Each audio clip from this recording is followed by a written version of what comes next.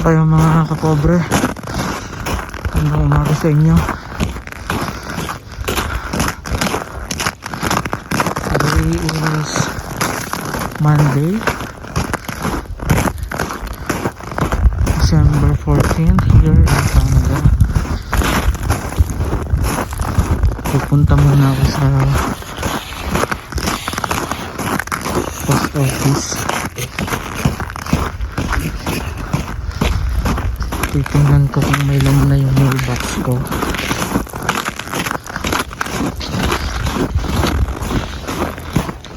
It's been a week now since I vlog ko yung application ng work permit ko.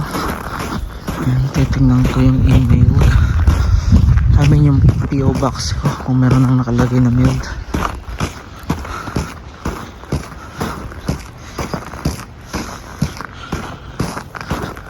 Very icy ngayon yung paligid. Okay, yung temperature naman is just minus 11.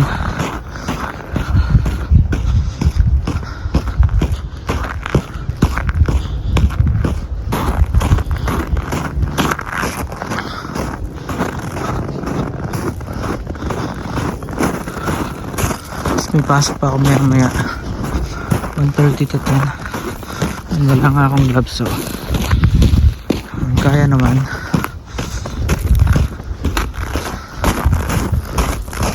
I hope na meron na para malaman ko na yung result.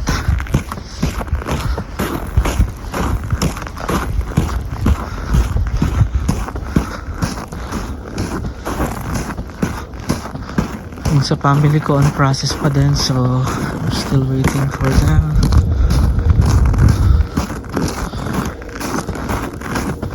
Mabilis ngayon yung processing time ng IRCC. Na-notice ko na even weekends they are working. Talagang double job sila ngayon. Well, that's a good reason, maybe kasi by next year gusto siguro nila na malinis yung account nila, na they will start from that year. Siguro yun yung plan. Harang naman ko naman. So ito yung main road. Ayan. Walang masyadong sasakyan pa kasi maaga pa. Swede pa lang.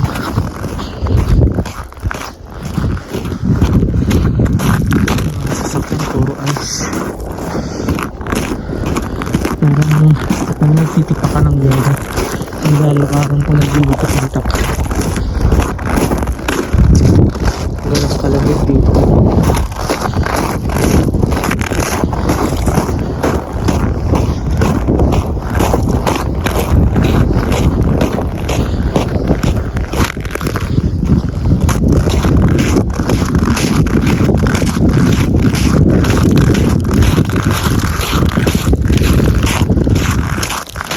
Hindi sila ng mga.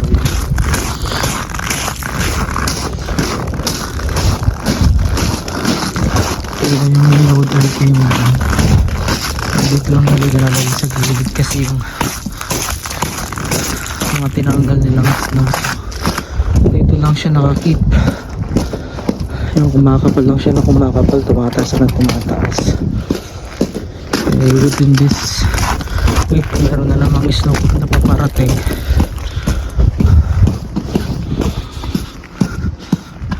Although today is okay, the weather is good today.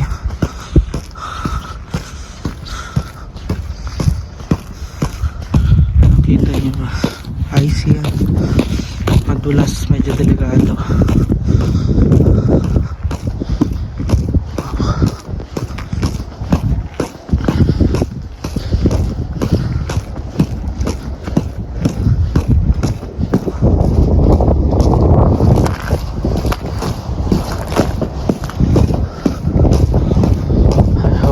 Good news dito. Nakakakaba mga kapobre. Kasi sobrang higpit ng Canada. Talagang you are blessed kung mabulog ka. Parang rapid to my day. Sobrang blessed talaga. na-renew yung work permit mo, nabigyan ka ng LMI aid, you're so blessed.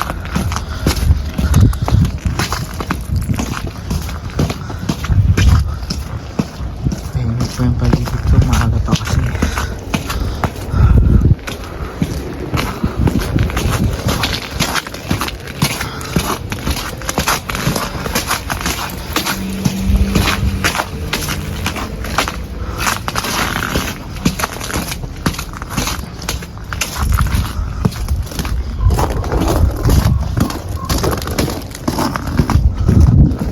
Sarap mag-lakad-lakad, jogging, pa-warm up pa.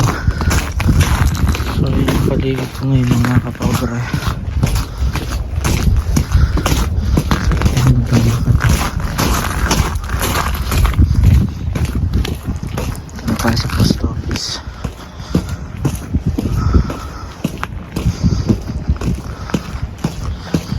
Update ko na lang kayo kung anong balita.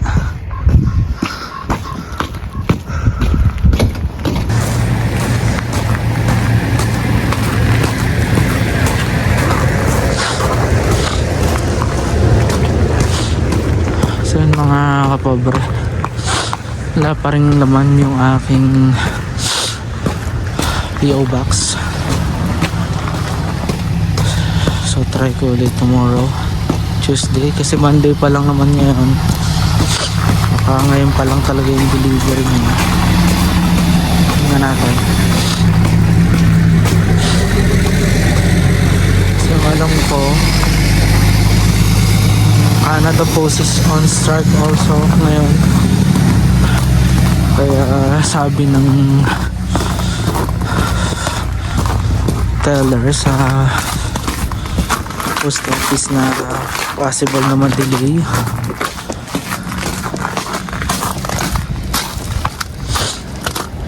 Mga documents, mga parcels, so okay. Balik na lang tayo bukas kung wala pa rin. Wednesday and Thursday is my off, so malalaman natin.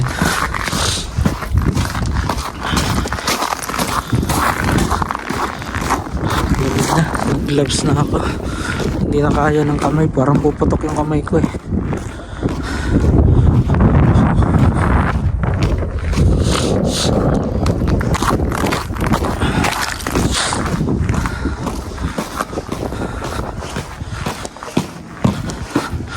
Tulog muna ulit ako.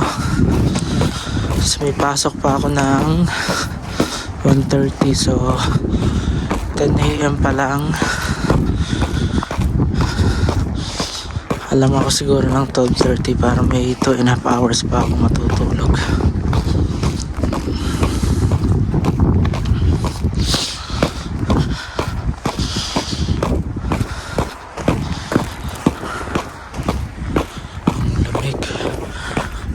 Playground lang makapaglaro ng mga bata kasi sobra talaga lamig. Sabi nila by January nandun yung peak ng winter, so meaning to say yung temperature will drop to -35. Last year naranasan namin yung -40 eh.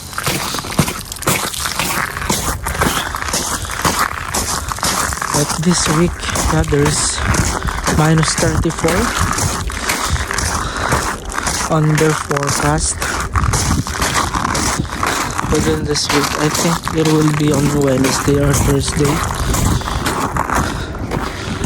So we should be careful.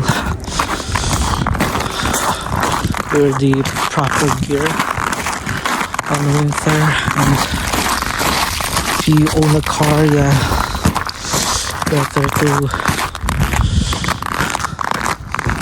plug it in. If you're not using your car, if you don't have garage, that's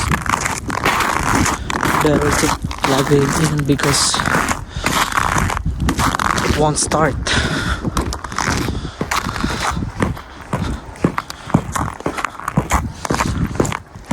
And then this coming 25th, we have Christmas party for Filipino community. And I think 24 and 25th we are closed on our work. Celebrate sila so yun. At least may pahinga, and the good thing is it will be my days off, kaya okay lang. Kasi sayang din yung isang araw. Alam niyo naman kung gaano kalaki yung kikitain dito kada araw kung walang work, walang pay. So no work, no pay, and it's a pain in the butt. I prefer to work rather than taking too long of days off. Well, if my family will be here, that will be fine for sure, because we'll do a lot of travels, and definitely I have to purchase a car, so that's the plan. But for now, the main goal is just for my approval of work permit, and then for my wife and daughters to be in here in Canada. That's the main goal for now. After that, then we'll move to the next plan.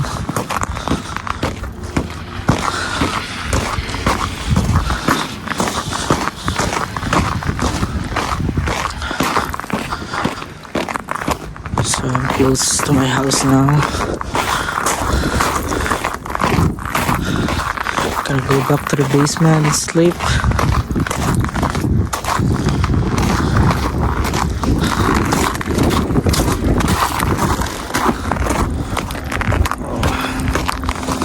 It's a little bit busy day for this road.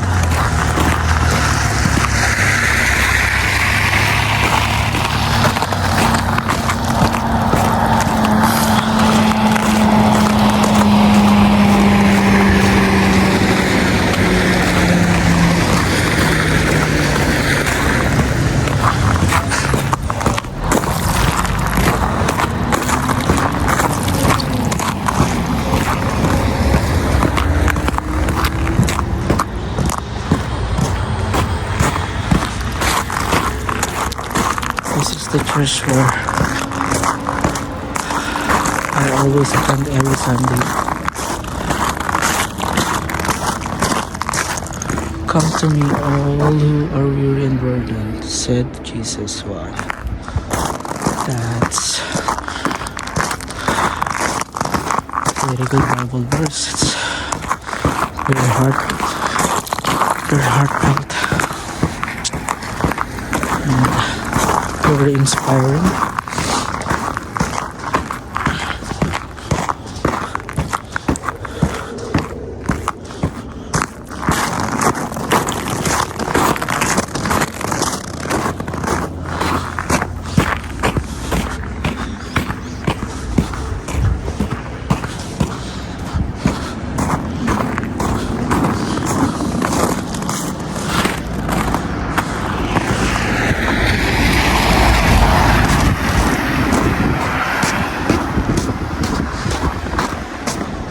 See you again mga kapobro in my next vlogs. Thank you for always supporting my channel. Sleep muna ka. God bless you. Thank you.